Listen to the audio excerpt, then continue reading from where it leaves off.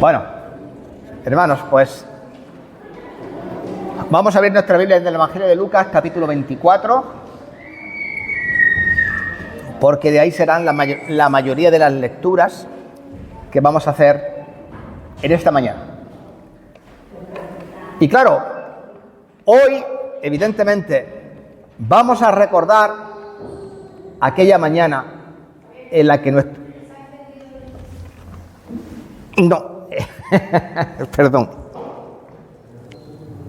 Ahora, pues como decía, que en esta mañana vamos a recordar aquella mañana en la que nuestro Señor venció a la muerte, venció al infierno, venció al sepulcro para siempre.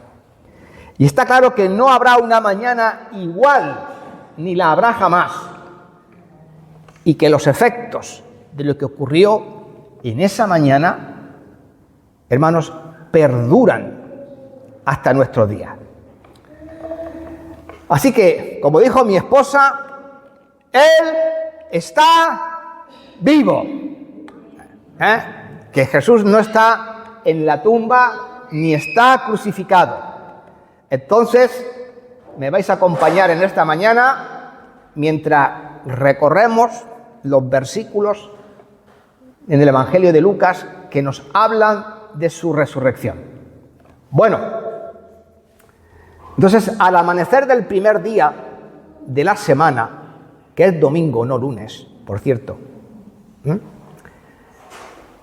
después de haber muerto en la cruz, algunas mujeres llegaron al sepulcro. Porque como al día siguiente era viernes, ¿no? Y a partir de las 6 de la tarde para un judío el viernes ya no es viernes, es sábado, entonces no pudieron terminar de ungir su cuerpo, ¿no? Como era el rito y la costumbre en aquella época. Y esta unción del cuerpo con aceites perfumados, ¿no? Y especias ya había sido comenzado el mismo día de su muerte por Nicodemo y José de Arimatea.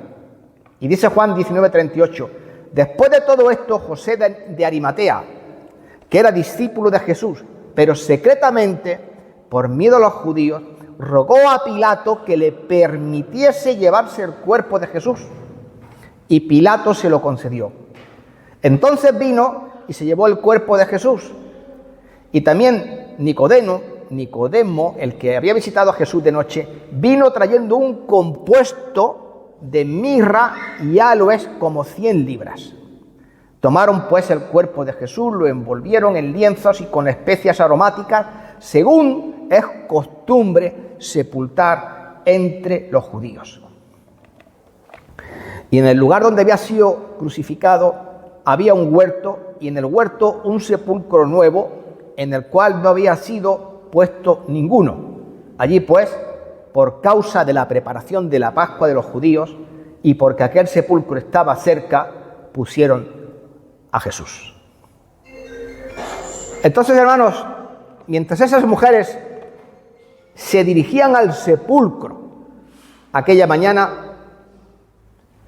¿dónde estaban los discípulos del Señor Jesús? ¿Dónde estaban todos los apóstoles?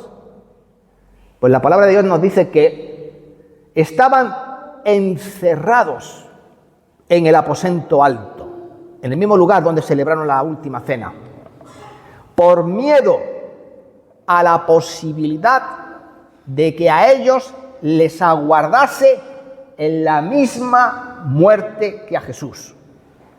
Dice en la Escritura que cuando llegó la noche de aquel día, el primero de semana, estando las puertas cerradas en el lugar donde los discípulos estaban reunidos por miedo de los judíos. Y esto ya lo dijo el Señor Jesucristo, ¿verdad? En Marcos, dice, todos os escandalizaréis de mí esta noche, porque escrito está, heriré al pastor y las ovejas serán dispersadas. Cada uno salió huyendo como podía. Y todos ellos estaban afligidos. Todos ellos habían creído que Jesús era el Mesías. Habían depositado en él su fe.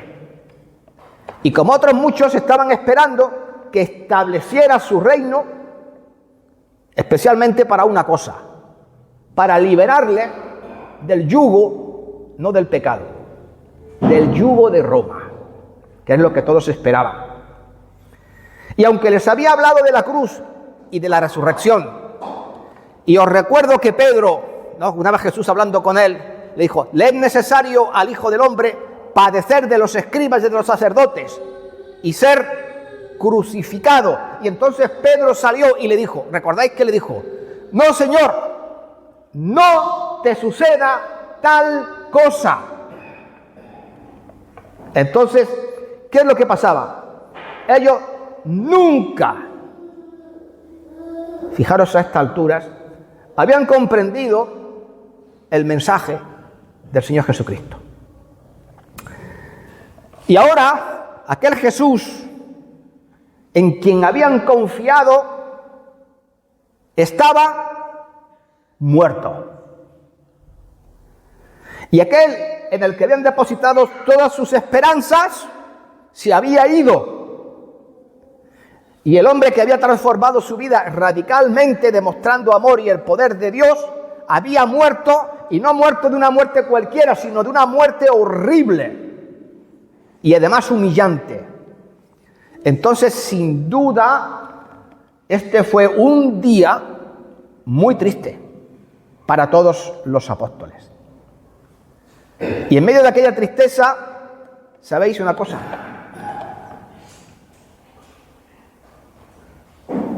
Dios Padre se esmeró en atender las necesidades de los corazones de todos ellos en ese momento. Y esto me hace pensar en una pregunta. ¿No nos alegra saber que el Señor se preocupa de todos nosotros cuando estamos sufriendo? Porque Él actuó de diversas maneras para animar el corazón de aquellos creyentes que estaban afligidos. Y vamos a ver algunas de las maneras en que lo hizo. Lo primero que hizo el Padre fue quitar la piedra de la tumba. Y leemos en Marcos 16:2. Muy de mañana, el primer día de la semana, vinieron al sepulcro. Estas eran las mujeres, ¿verdad? Ya ha salido el sol. Pero decían entre sí: ¿quién removerá la piedra de entrada del sepulcro? ¿Quién ha visto aquí la rueda de un molino? ¿Nadie? Tú sí. La rueda de un molino es una piedra así de ancha, y seguramente con mis brazos no la abarco. ¿Qué es lo que cerraba la puerta de los sepulcros en aquel tiempo? Es una pena, no me acuerdo de traer una imagen. Una rueda de molino. Y esa rueda de molino corría sobre un raíl que estaba esculpido en la propia piedra, y al llegar justo al donde estaba la puerta de la tumba, tenía un rebaje hecho de tal manera que cuando la piedra llegaba al final, ¡pah!, se encajaba en ese sitio, y para moverla, aunque era redonda, se necesitaba la ayuda de varios hombres, porque era una piedra que pesaba toneladas de peso. Y luego sigue así, dice, pero cuando miraron, pero decían entre sí, ¿quién nos removerá la piedra del terreno? Porque cuando miraron, vieron removida la piedra, que era muy grande. Y entonces Mateo, la piedra estaba quitada, sepultura abierta, y Mateo describe cómo fue lo que pasó. Mateo 28:2 dice: y hubo un gran terremoto porque un ángel del Señor descendiendo del cielo, no fueron los discípulos, no fue el Señor, fue un ángel mandado del cielo, llegando removió la piedra y se sentó sobre ella. Y algunos pueden pensar, no, el ángel removió la piedra para que el Señor Jesús saliera. El Señor Jesús no necesitaba la piedra, que estuviese o no estuviese. Os recuerdo que ahora lo veremos, que se presentó donde estaban los apóstoles y estaban las puertas cerradas. O sea, ¿pero por qué hizo esto el ángel? Para que la gente, para que las mujeres se asomasen, mirasen y se diesen cuenta que Jesús no estaba allí y que la tumba estaba vacía.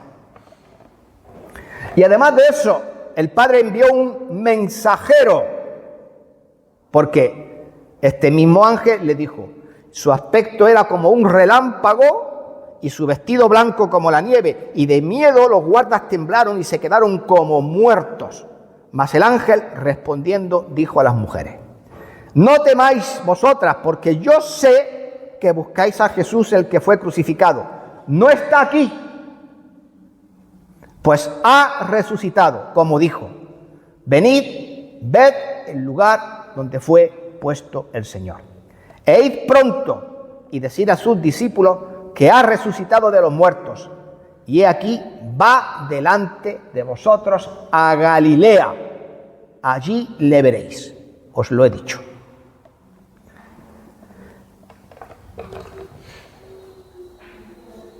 Este mensaje sigue resonando, ¿verdad? No está aquí. No está en la tumba. No está en la cruz, como estamos acostumbrados a verlo en las iglesias. Cristo está vivo, porque ha resucitado. Y luego también, fijaros bien cómo fue el Señor que quiso mandarle una palabra de aliento a todos los discípulos, pero especialmente a aquel que lo había negado. ¿Quién era este?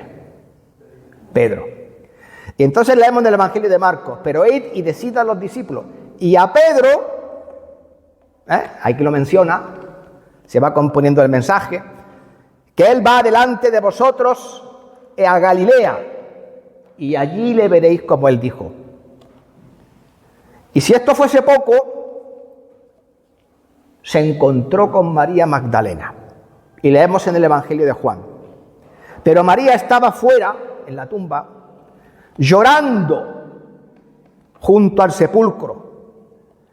Y mientras lloraba, como las puertas eran bajitas, se inclinó para mirar. Y vio a dos ángeles con vestiduras blancas que estaban sentados, el uno a la cabecera y el otro a los pies, donde el cuerpo del Señor Jesús había sido puesto. Y le dijeron, mujer, ¿por qué lloras? Y les dijo, porque se han llevado a mi Señor, y no sé dónde le han puesto. Cuando había dicho esto, se volvió y vio a Jesús que estaba allí. Mas ella, ¿qué dice? No sabía que era Jesús. Y Jesús le dijo, ¿a quién buscas? Y ella, pensando que era el hortelano, le dijo, Señor, si tú te lo has llevado, dime dónde lo has puesto y yo lo llevaré. Y Jesús le dijo, María. Volviéndose ella, entonces dijo, Raboni. ¿Sabéis qué significa Raboni? Maestro. Maestro. Y Jesús le dijo, no me toques, porque aún no he subido a mi Padre, mas ve a mis hermanos y dile, subo a mi Padre y a vuestro Padre, a mi Dios y a vuestro Dios. Y fue entonces María Magdalena para dar a los discípulos las nuevas de que había visto al Señor y que Él le había dicho estas cosas. Pero es que no acaba ahí la cosa. ¿Sabéis que el Señor les dejó a los discípulos un mensaje no escrito en la tumba? Porque leemos lo siguiente. Estos fueron Juan y Pedro cuando vinieron después de que las mujeres le dijeron que Jesús había resucitado, llegaron ahí. Primero llegó Juan porque era más joven, ¿no? Y corría más y llegó primero a la tumba, y después llega Pedro. Y entonces sucede lo siguiente. Y bajándose a mirar, vio los lienzos allí puestos. Esto es Juan, pero no entró. Luego llegó Simón Pedro tras él y entró en el sepulcro y vio a los lienzos puestos allí y el sudario que había estado sobre la cabeza de Jesús, no puesto con los lienzos, sino enrollado en un lugar aparte. Entonces entró también el otro discípulo que había venido primero al sepulcro y vio y creyó. ¿Cuál era el mensaje? ¿Cuál era el mensaje? Los lienzos. Los lienzos. ¿Sabéis que los judíos tenían una costumbre?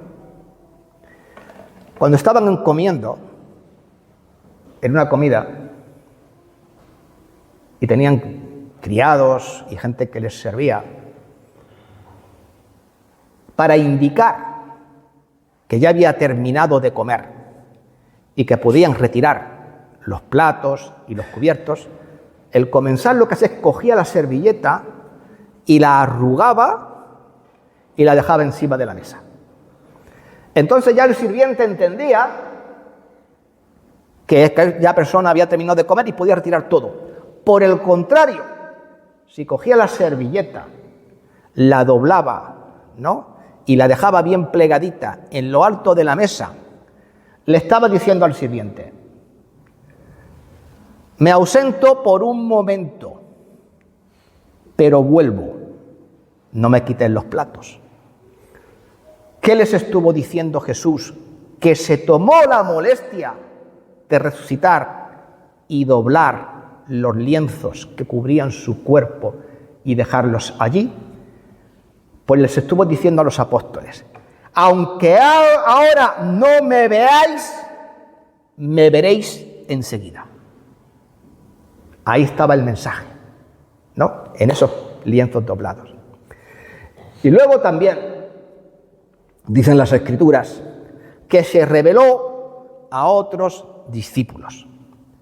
Dice: y aquí 2 de ellos iban el mismo día a una aldea llamada Emaús, que estaba a 60 estadios de Jerusalén, e iban hablando entre sí todas aquellas cosas que habían acontecido. Sucedió que mientras ellos hablaban y discutían entre sí, Jesús se acercó y caminó con ellos.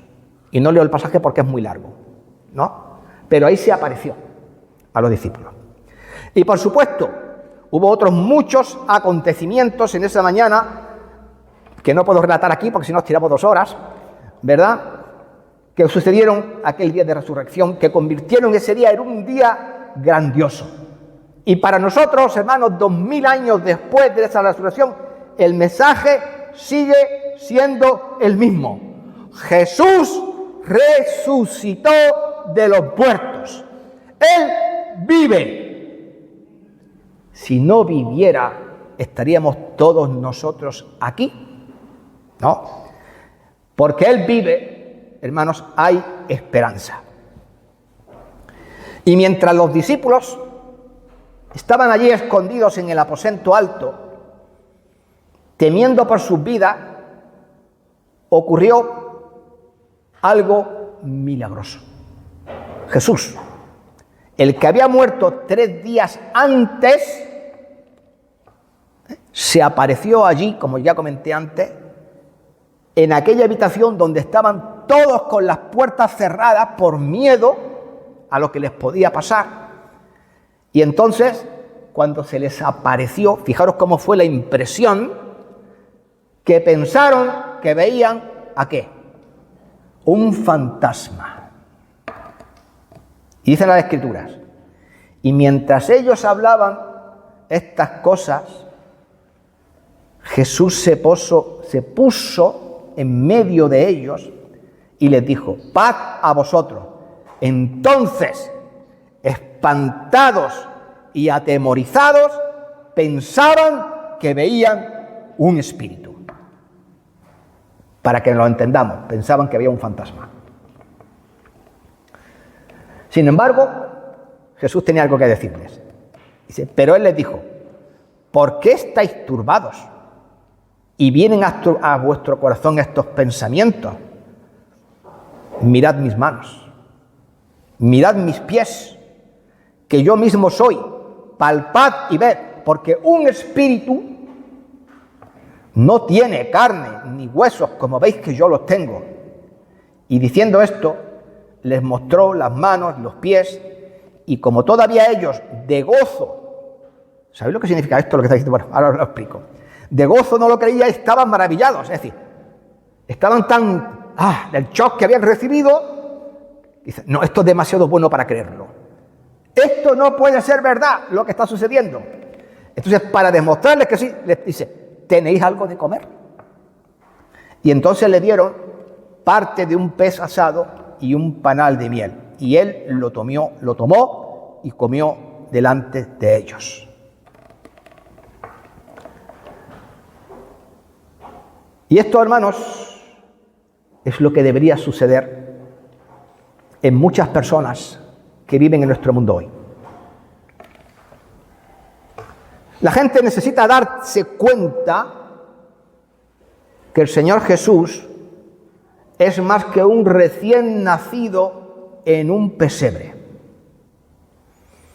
O es más que ese hombre que se dejó crucificar.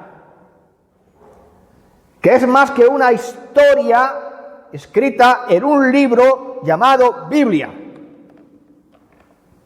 Porque lo que la gente necesita entender es que Jesús está vivo, que Jesús es real y que es la única esperanza que todos tenemos para evitar el infierno e ir al cielo. Y no porque yo lo diga, sino porque el propio Señor Jesús lo dijo. Él dijo, yo soy ¿qué? El camino, la verdad y la vida, y nadie viene al Padre si no es por mí. No es por la Virgen, ni por los santos, ni por nada de esto, por Él. Entonces necesitamos entender que Él está vivo, resucitó de los muertos. Porque, ¿de qué estamos hablando? Pues estamos hablando de Jesús. Estamos hablando de que Él murió por nuestros pecados cuando nosotros aún éramos pecadores, como dice Romanos 5:8, porque Dios muestra su amor para con nosotros en que siendo aún pecadores, Cristo murió por nosotros. Esa es la razón por la que Él fue a la cruz. Él fue por ti, por mí y por todos los que estamos aquí y por todos los que están ahí en la calle. Estamos hablando de un hombre que fue sepultado, que 3 días después salió de la tumba para siempre y de que gracias a eso nos abrió un camino a ti y a mí para que podamos entrar a la vida eterna. Y lo único que Él nos pide es que confiemos en Él como nuestro Salvador. Entonces ahora, evidentemente, creo que estoy obligado a hacer una pregunta. ¿Quién es Jesús para ti? Porque para muchas personas es solo una historia en la página de un libro. Pero la pregunta ¿es Jesús real para ti en esta mañana? Porque no basta simplemente con saber sobre Jesús y lo que Él hizo. Eso no va a salvar a nadie, porque lo único que nos salva es confiar en Él de una manera real para que podamos ser salvados de nuestros pecados y de una eternidad en el infierno. Entonces la pregunta sigue siendo la misma hoy. ¿Quién es Jesús para ti? Y esto es una pregunta que todo hombre debe enfrentar. Y de hecho, Jesús se la planteó a sus discípulos cuando le dijo en Mateo 16, del 15 al 16. ¿Quién decís que soy yo? Y ahí se oyeron toda clase de opiniones, incluso de sus propios discípulos. No, unos dicen que Elías, otros dicen que era Isaías. En fin, cada uno ahí daba su opinión, ¿no? Y solo uno dio la respuesta correcta, que fue Pedro. Y respondiendo a Simón, Pedro le dijo: tú eres el Cristo, el Hijo del Dios viviente. Ahora la pregunta es: ¿y tú qué dices? ¿Quién es Él? Pero hay otra pregunta que tengo que hacer y que también necesita ser respondida. Y es la que hizo Poncio Pilato. Cuando le tuvieron allí, ¿sabes qué dijo lo que preguntó Poncio Pilato? ¿Qué pues haré de Jesús llamado el Cristo? Entonces ahora la pregunta es lógica. ¿Qué vas a hacer tú con él? ¿Cuál es tu respuesta a estas dos importantes preguntas en esta mañana? No quiero que me las digas, pero quiero que te vayas de aquí pensando en eso. Y mientras comían, en aquella primera mañana de resurrección, Jesús comenzó a decirles a sus discípulos que Dios tenía un plan para salvar el mundo. Y el Padre los había llamado para ser testigos de ello y para difundir la noticia de que se había obtenido una gran victoria el día que el Señor Jesús resucitó de los muertos. Porque cuando el Señor Jesús resucitó de los muertos, algunos enemigos que han estado ahí atormentando a la humanidad fueron vencidos y fueron derrotados para siempre en ese día. Y vamos a ver algunos de ellos. El principal de ellos es el infierno. Esto poca gente lo sabe, pero cuando Jesús murió por la humanidad, ¿sabéis lo que hizo? Descendió al Hades.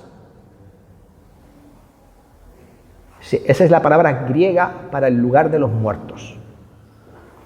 La palabra judía es Sheol. Y hay que diferenciar esto de la palabra hebrea Gehenna, que es infierno. Todo el mundo aquí recuerda, creo, cuando el Señor Jesús habló del pobre Lázaro que mendigaba a la puerta del hombre rico. Y que cuando murió, dice que los ángeles le tomaron, ¿no?, y le llevaron al seno de Abraham. Entonces, y que del otro lado había una cima, ¿no?, y en el otro lado estaba el rico padeciendo tormentos. ¿Recordáis la historia? Ahí estaban el uno y el otro. Entonces la Escritura dice: porque Cristo padeció una sola vez por los pecados, el justo por los injustos, para llevarnos a Dios, siendo a la verdad muerto en la carne, pero vivificado en el Espíritu.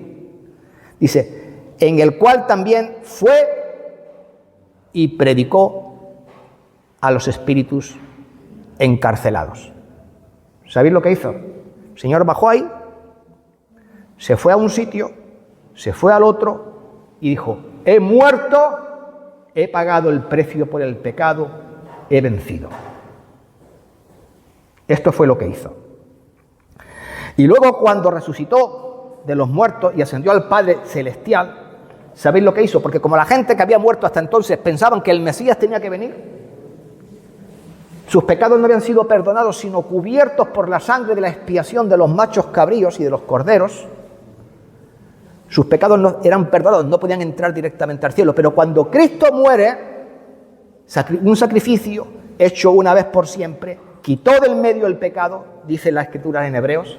Entonces, esta gente que estaba ahí esperando este momento, sus pecados fueron definitivamente borrados y perdonados. Y el Señor se los llevó al cielo. Los que estaban en el seno de Abraham, lógicamente. ¿Y dónde dice eso? Pues lo dice en Efesios 4:8, dice, por lo cual dice, subiendo a lo alto, llevó cautiva a la cautividad y dio dones a los hombres. Y eso de que subió, ¿qué es? Sino que también había descendido primero a las partes más bajas de la tierra, porque se creía que el Seol estaba allí debajo de la tierra, ¿no? Bueno, entonces el que descendió es el mismo que también subió por encima de todos en los cielos. O sea, él sacó de allí para llevar los que estaban allí esperando.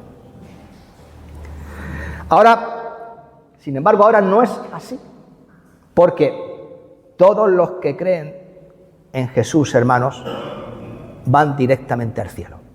Dice el apóstol Pablo, pero confiamos y más quisiéramos estar ausentes en el cuerpo, muertos, pero presentes al Señor. Ya no tiene que ir porque ir al Seol. Este lugar dejó de existir. Y la próxima vez, hermanos, cuando nosotros resucitemos, ¿cómo serán nuestros cuerpos? ¿Lo habéis pensado? Pues van a ser como el de Cristo. Como el de Cristo. Dice, por lo cual os decimos esto en la palabra del Señor, que nosotros que vivimos, que habremos quedado hasta la venida del Señor, no precederemos a los que durmieron. Está hablando de la resurrección. Porque el Señor mismo, con voz de mando, con voz de arcángel y con trompeta de Dios, descenderá del cielo y los muertos en Cristo resucitarán primero. Y luego nosotros, los que vivimos, los que hayamos quedado, seremos arrebatados juntamente con ellos en las nubes para recibir al Señor en el aire y así estaremos con el Señor para siempre. Esto es nuestra propia resurrección. Y luego en 1 de Juan leemos, mirad cuál amor nos ha dado el Padre para que seamos llamados hijos de Dios. Por esto el mundo no nos conoce porque no lo conoció. Dice, y ahora somos hijos de Dios y aún no se ha manifestado lo que hemos de ser. ¿Cuándo se manifestará? El día que Cristo venga por nosotros. Tendremos un cuerpo glorificado, no habrá muerte, no habrá dolor, no habrá nada. Podremos hacer casi las mismas cosas que el Señor Jesús, quizás aparecer de aquí y aparecer por allá, más o menos. Y entonces, un día de estos, hermanos, que es lo que estamos leyendo, la tumba tendrá que entregar el cuerpo que fue depositado allí. Y ese cuerpo será transformado para siempre en uno igual al de nuestro Señor Jesucristo. Y si primero fue el Seol y luego el otro gran enemigo es el pecado.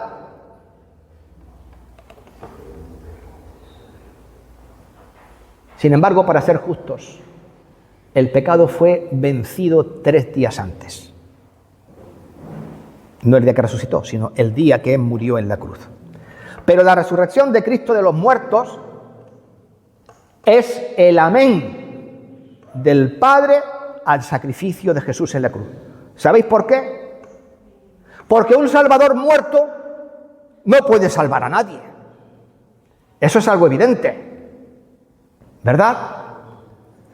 Pero aquel que vive puede salvar a todos los que vienen a él. Dice, por lo cual puede salvar perpetuamente a los que por él se acercan a Dios, viviendo siempre para interceder por ellos. Eso dice Hebreos 7:25. Y este, hermanos, es un versículo importante, porque todo aquel que cree en este mensaje tiene vida eterna. Y esto también nos dice que el pecado no tiene por qué vencernos, porque Jesús ya venció al pecado al resucitar de los muertos y podemos ser libres de él por medio de él. Y el otro enemigo al que él venció, que sufrió una derrota ese día, ¿sabéis cómo se llama? El diablo, Satanás, el dragón, la serpiente. Todos esos nombres, ¿no?, reciben las Escrituras. Él es el enemigo de Dios. También es nuestro enemigo. E hizo todo lo posible para que Cristo no fuese a la cruz. Os recuerdo que el día que nació intentó matarle a través de Herodes. Cuando Herodes mandó matar a todos los niños menores de 2 años que habían nacido en Belén y sus alrededores, eso que nosotros conocemos aquí como los santos inocentes. También lo intentó a través de las tentaciones cuando estuvo en el desierto. Pero es que también lo intentó a través de sus discípulos con el propio Pedro. Señor, nunca tal cosa te acontezca. ¿Y qué le respondió el Señor Jesucristo? Apártate de mí, Satanás. No, porque si él no hubiese muerto, ninguno tendría la salvación. Entonces Jesús resistió y llegó a la cruz. Y cuando exclamó, consumado es, todo está hecho, ahí los cimientos del reino de Satanás comenzaron a resquebrajarse. Y 3 días después, cuando resucita de los muertos, ahí presenció Satanás la destrucción de todo su plan y todas sus intrigas. Y él fue derrotado por el Señor Jesús para siempre. Y sus días están contados. ¿Lo sabéis o no lo sabéis? Pues mira lo que dice Apocalipsis. Y vio un ángel que descendía del cielo con la llave del abismo y una gran cadena en la mano, y prendió al dragón, a la serpiente antigua, que es el diablo y Satanás, y lo ató por 1000 años, y lo arrojó al abismo, y lo encerró, y puso sus sellos sobre él para que no engañase más a las naciones, hasta que fuesen cumplidos los 1000 años. Está hablando de cuando el Señor Jesús venga a establecer su reino. Él no va a estar suelto, como está ahora. Durante esos 1000 años, como habéis visto, él va a estar arrestado, por decirlo así. Pero después de esto, sigue la Escritura, debe ser desatado por un tiempo. Y cuando los 1000 años se cumplan, Satanás será suelto de su prisión y saldrá a engañar a las naciones que están en los 4 ángulos de la tierra, a Gog y a Magog, para reunirlos para la batalla, el número de los cuales como la arena del mar. Y subieron sobre la anchura de la tierra y rodearon el campamento de los santos y la ciudad amada, y de Dios descendió fuego del cielo y los consumió. Y el diablo que los engañaba, fue lanzado en el lago de fuego y azufre, donde estaban la bestia y el falso profeta, y serán atormentados día y noche por los siglos de los siglos. ¿Sabes lo que eso quiere decir? Que él tiene su tiempo medido. Él sabe que tiene un fin. ¿Y qué es lo que está haciendo? Aprovechar todo el tiempo que puede para, como dice aquí, engañar a las naciones, para engañar a los pueblos, para engañar a la gente. Bueno, no sé si lo has entendido, pero porque Jesús vive, tú y yo podemos ser salvos por la gracia de Dios. Porque Él vive, nuestros pecados son borrados para siempre. Porque Él vive, podemos ir al cielo cuando dejemos este mundo. Porque Él vive, la tumba no tiene poder sobre los que creen. Porque Él vive, la vida eterna es nuestra posesión. Porque Él vive, un día nosotros, como hemos leído aquí, viviremos también con Él en la ciudad celestial. Porque Él vive, no estamos solos en este mundo. Porque Él vive, tenemos ayuda y esperanza y un hogar esperándonos en la eternidad.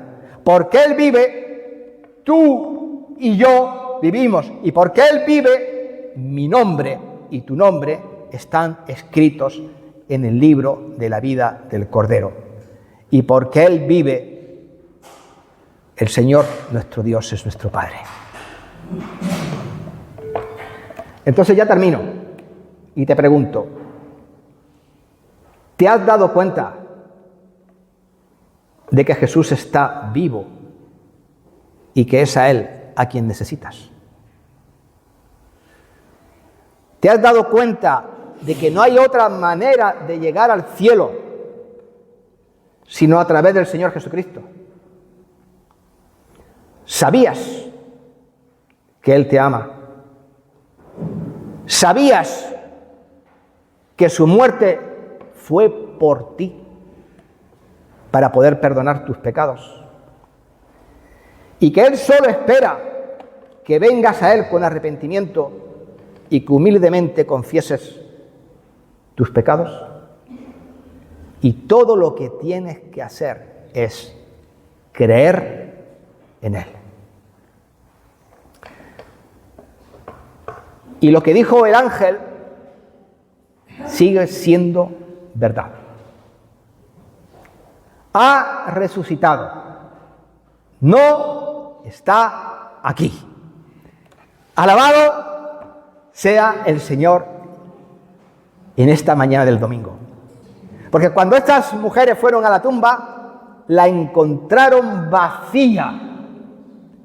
Y la pregunta con la que voy a concluir es esta: ¿está Jesús vivo en ti? Y una más: ¿se ha convertido su resurrección en tu resurrección? Pues, amados hermanos, que el Señor os bendiga.